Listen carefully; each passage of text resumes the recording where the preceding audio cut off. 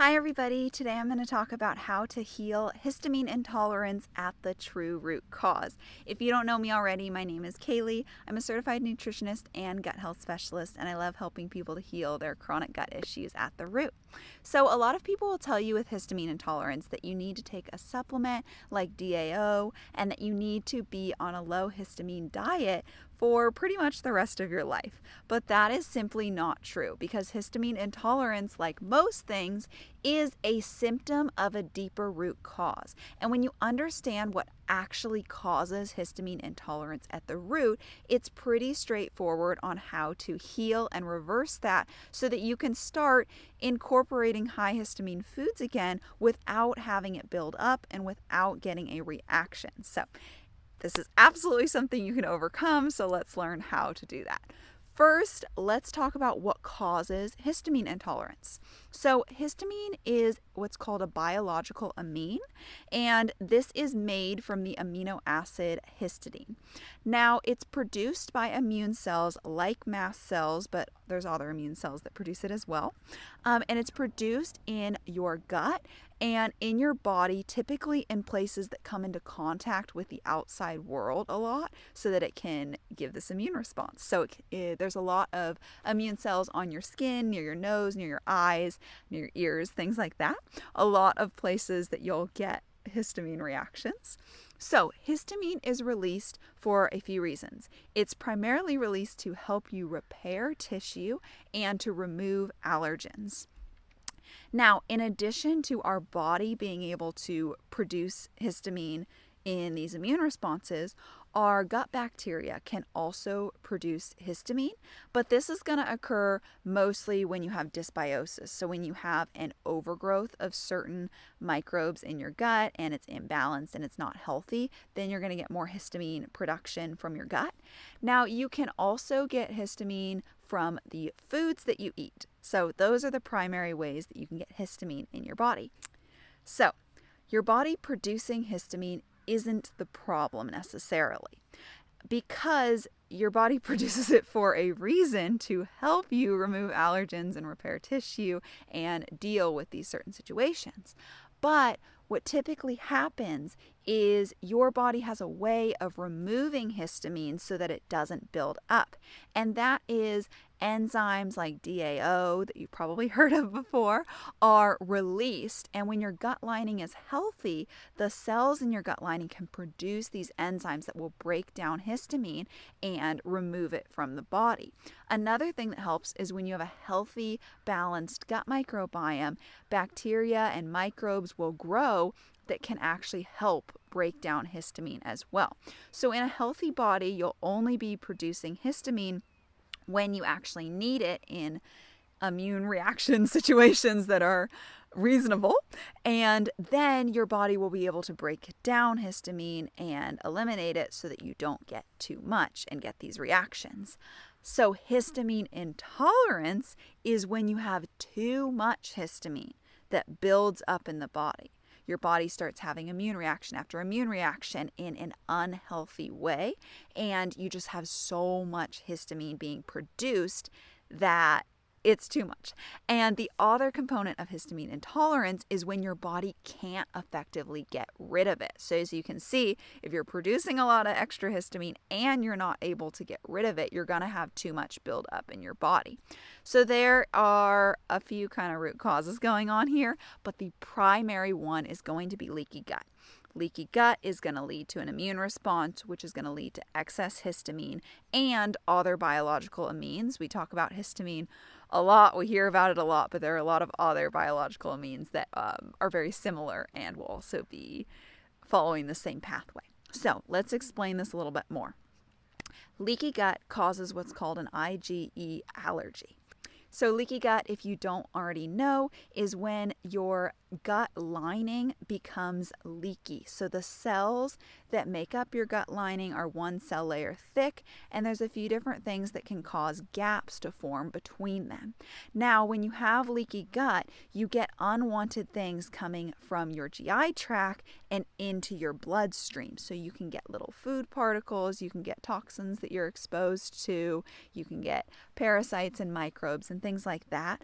But yeah, you can get those seep into your gut lining. Normally, in a healthy gut, all the cells are very, very tightly together. And in order for anything to get from your GI tract into your bloodstream, it has to go through these very specific little channels. With leaky gut, it doesn't, so you get unwanted things coming in your bloodstream. Now, a little chunk of food is not recognized by the body as a normal thing, whereas individual little amino acids or little fatty acids is. So when you get a little food chunk coming through or a little toxin coming through, your body will mount an immune response. And when you're eating the same kind of foods over and over again, your body will get very used to those coming into your bloodstream, and it'll get very used to mounting immune responses against those specific foods. So let's just take dairy and broccoli, for example. Say you eat so much dairy and you eat so much broccoli, and a lot of those little food particles from those are getting into your bloodstream. Now your immune system is looking for those little dairy molecules and those little broccoli molecules that are seeping in. And when your cells find it, when your immune cells, like your mast cells, find those, there's a little receptor on it. It's called an IgE receptor, and that will bind to it. And then you will get histamine produced. So leaky gut leads to unwanted things coming into the bloodstream, your body remembering those foods, your body basically labeling that as an allergen, and then when you eat that food and it comes into your bloodstream, your body will take cells, bind to the food, and produce histamine to deal with that allergen. So with leaky gut, you're going to get these immune reactions every time you eat until you seal that gut lining. So this is a recipe for constant high histamine production, especially because with leaky gut, you're requiring your body to get rid of allergens and tissue repair because your gut lining is not intact and healthy. So this is the primary cause of histamine intolerance. Another big contributor is going to be an imbalanced gut microbiome. If you have an imbalanced gut microbiome, your microbes aren't going to be able to protect your body as well from developing leaky gut in the first place. Also, if your gut microbiome is imbalanced, you're likely going to have more microbes that are going to produce excess histamine and just contribute to this whole disaster and make it worse. And you're likely not going to have enough of the bacteria you need to help eliminate histamine and break it down. So, an imbalanced gut microbiome is huge. Also, remember that a damaged gut lining impedes your body from making enough enzymes like DAO to break down histamine as well.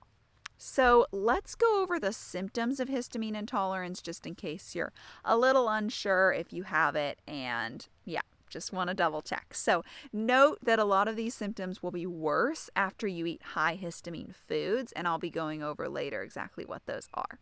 So the main symptoms are a runny nose, headache and migraines, nasal congestion, irregular periods if you're a woman, digestive issues, fatigue, heart palpitations or a fast heart rate, allergies, hay fever, nausea, vomiting, diarrhea, eczema and rashes, abdominal pain, dizziness, high blood pressure, and stomach cramps. So you don't necessarily get all of these, but you'll likely have a few of these if you have histamine intolerance, and they'll likely get worse right after you eat those high histamine foods. So let's talk about the main thing here. How do you heal histamine intolerance? So you don't want to just do a low histamine diet, because even though that'll make you feel better in the short term, it's doing nothing to address the root cause. So you'll have to keep that up pretty much indefinitely. And because you're not addressing the root cause, it'll likely just get worse and worse. So histamine intolerance, remember, is a sign you have leaky gut and an imbalanced gut microbiome. So those should be your primary focuses right now. Another thing to note is fermented foods are a high histamine food, yet they're essential for healing your gut. So I'm going to talk about how to implement them in a way that won't trigger your histamine intolerance too bad, but will also help you to heal for good. But just a note there, if you strictly follow a low histamine diet, you're going to be missing out on one of the most important foods to actually heal it at the root. So first things first, if you do GAPS intro, that is the best, most guaranteed, quickest way to heal histamine intolerance. Now, that is a little bit stricter of a diet. So the GAPS intro diet is an elimination diet. It brings you through 6 stages where you're eating things like meat stock, eggs. There's some cooked veggies that you eat. You eat fermented foods. Let's see, you can eat nose to tail foods. You can eat some fruit at certain stages. You can have honey. And basically it walks you through these stages, focusing on the most gut healing foods and the most gut friendly foods. And you have to absolutely, completely cut out sugar, grains, gluten, alcohol, seed oils, processed foods, artificial sweeteners like stevia. You absolutely have to cut those out in order to heal your leaky gut and dysbiosis and overcome your histamine intolerance. So I really do recommend that you do GAPS intro. It is an incredible gut healing diet and the best way to heal your histamine intolerance. Now we're going to get into some caveats with that, how to make it more histamine intolerance friendly. But if you want to know how to do GAPS intro, I'll link a video up above and down below on exactly how to move through the 6 stages. Now, you really need to eat lots of meat stock because you need collagen to seal your gut lining. The collagen and the glycine that's present in meat stock or bone broth is really beneficial to healing. But bone broth is a pretty high histamine food, so you're not going to feel good if you start eating loads of bone broth. You really need to make meat stock instead. There is a difference. Bone broth focuses more on bones, where meat stock focuses on more meaty cuts. And meat stock is cooked way less. So for meat stock, you're only going to cook it for about 2 to 4 hours. This will significantly decrease histamines that's in it. Also, if you get very, very fresh meats and bones that you're going to be using, so if you get some really good fresh oxtail or chicken feet, something like that that's very collagen rich, that will also help you reduce histamines. And the quicker that you consume it, the better. So high histamine foods, which I'm going to get into shortly, are pretty much anything that's been fermented or leftovers left longer, just not fresh. The fresher it is, the less histamines it will have. So the quicker that you can consume the bone broth, the quicker that you can use the ingredients that you bought to make the meat stock, the less histamine that it will have. So the less it will trigger any histamine symptoms, but it will also be really important for sealing your gut, which is going to stop it in the long run. So you need a bare minimum of 2 cups a day. It's much better if you can have like 5 cups in a day, but you can drink a mug, you can have some soup. There's a really good GAPS soup on the GAPS intro diet that is amazing for healing your gut, so that's a great way to get more of the meat stock in. So you're going to have the meat stock, and then let's talk about the ferments, because I mentioned before they're really important for healing, but they're very high histamine, so they don't always feel very good. So you just have to go really, really, really slow with introducing ferments. Even if you're eating a lot now, start from the beginning with literally like a drop of juice from sauerkraut. And, you can mix in a little water or broth, as long as it's not like boiling hot broth, and just start with that. And remember, before increasing, you always want to wait 3 days, because sometimes it can take up to 3 days to have a reaction, and you don't want to pile more on if you're having a reaction. So start super duper small, very, very gradually increase it. Have a drop, maybe a week later you're having 2 drops, and a week later you're having 3 drops. Work your way up slowly, half a teaspoon, tablespoon, and eventually you'll be able to actually add the sauerkraut and not just the sauerkraut juice. You can also use other ferments. You can use whey, dairy, kefir, fermented veggies, things like that. But basically you have to go super duper slow so that you get the benefits while really, really minimizing the reaction. And that's going to be so key for healing your gut microbiome. All right, so you also want to either eat beef kidney or take a beef kidney supplement, because kidney is really, really high in DAO. So while you're working on healing, this can just be an extra way for your body to be able to eliminate histamines a little bit easier and help you feel better during this process. Also, kidney is so nutrient rich, and it contains tons of nutrients you need to heal and seal your gut lining. So it's going to be really beneficial for healing as well. I actually like the taste of kidney better than liver. I will make a slow cooked kidney with squash and apples and rosemary, and it's really, really yummy, and you can use some meat stock to braise that and cook it as well. So I actually kind of enjoy kidney. If you don't, then you can get the supplements, and those can be really helpful as well. All right, so then you want to be very mindful of what foods are high histamine so that you can really reduce them in the beginning.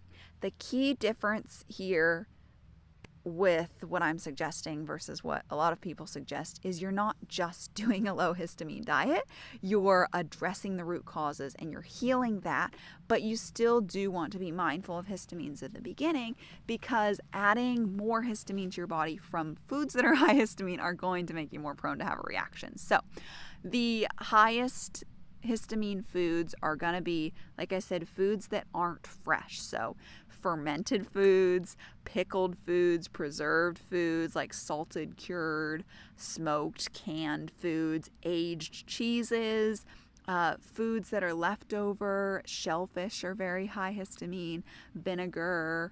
Acidic fruits are higher in histamine, so like kiwi, lemon, lime, pineapple, plum. Most berries, particularly strawberries.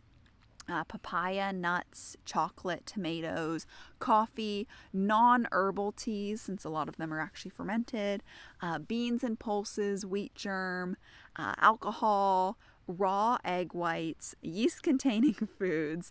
And then it's also good to note that chemicals that are added to foods can also cause a histamine response. So things like benzenate, sulfites, nitrates, MSG, and glutamate and food dyes.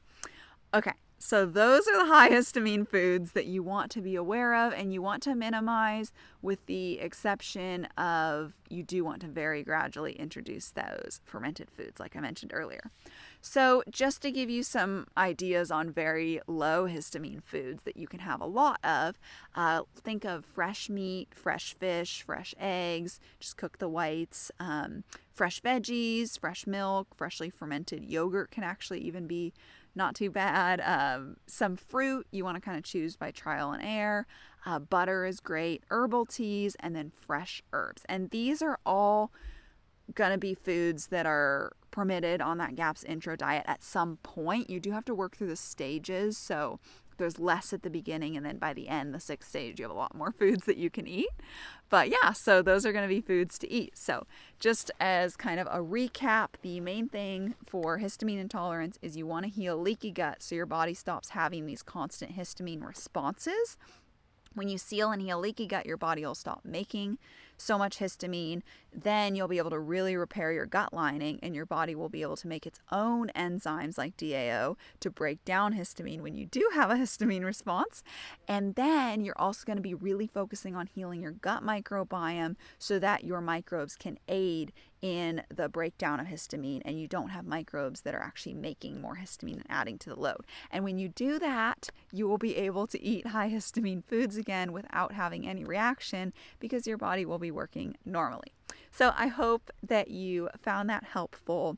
If you would like more help on your gut healing journey, maybe you're like, I'm ready to heal my histamine intolerance. I want to do GAPS intro. I want to heal my leaky gut. I want to fix my gut microbiome, but I want some help in getting there.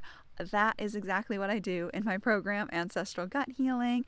I help people to figure out what diet is going to be the best for them specifically. So GAPS Intro is the strictest that I do, where some people will be healing on an animal-based diet or an ancestral, more Weston A. Price style diet. So I help you to figure out what diet's going to be the best for healing. I help you to heal at the root. I really explain things for you like I did in this video so you understand what's happening in your body, what's causing your issues at the root, how you can can reverse them, what you need to eat to reverse them, what foods are going to aggravate things that you need to cut out, what foods are going to give you the nutrients you need to heal. And I help you to create a very specific and personalized roadmap to help you heal your gut issues so that you can have more food freedom in the future, and so that you can just not have the burden of those really uncomfortable symptoms, and you can live a symptom-free, pain-free life. So if you want more help healing your gut issues, I help people with histamine intolerance, I help people with constipation, diarrhea, autoimmune diseases, Crohn's, ulcerative colitis, acid reflux, anything digestive or gut health related is what I specialize in. So if you would like more help, then consider you can book a call with me. I will leave a link down below, and I'd be happy to tell you more about what I offer in my program and how I could help you to heal. So yeah, thank you so much for watching. Consider subscribing if you want to learn more about how to heal your gut naturally and at the root. And thank you so much for watching.